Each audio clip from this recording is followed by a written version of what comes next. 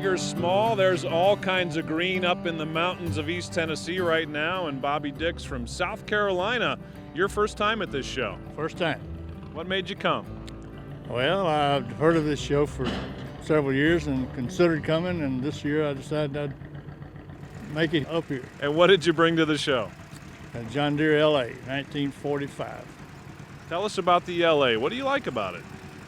As far as I have to come, it's a convenient tractor to haul. It's not as heavy, and most of my other tractors are a lot bigger than this one. And John Deere built these back in 1945, this edition of it. Tell us just a little bit about what farmers would like them for back then. Back then, they replaced the mule, and that was a big improvement.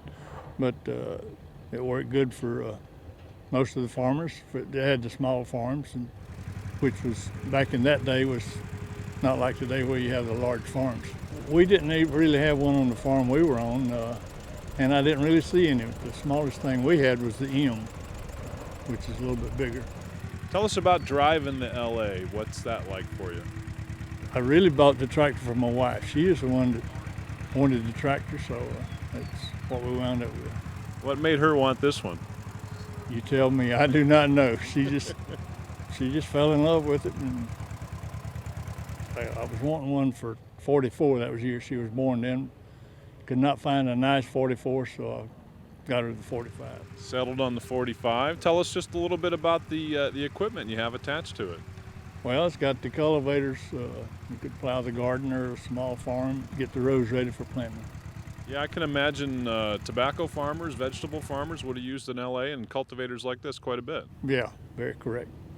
Small vegetables or tobacco would work fine with it. What is it about John Deere? What do you like about the green? I just like to hear them run. The sound of them, especially the bigger ones, and you get the green fever. And how about the LA? I know you just unloaded it here not too long ago at the show, but are you getting some admiring looks already with it? Yeah, we had it out yesterday and got quite a few comments on it. Tell me just a little bit more about the LA. How is it powered, and what do you think some of the good features are on it? Well, it's powered about 11 horse, somewhere in that range, and it's easy to drive.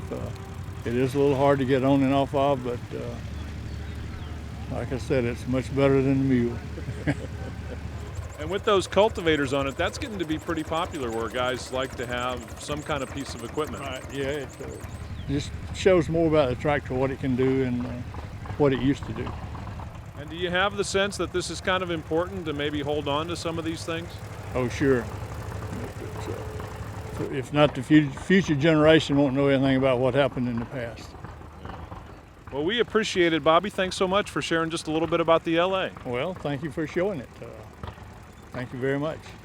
All the way up from South Carolina, Bobby Dix and his John Deere 1945 LA, preserving a little bit of John Deere history.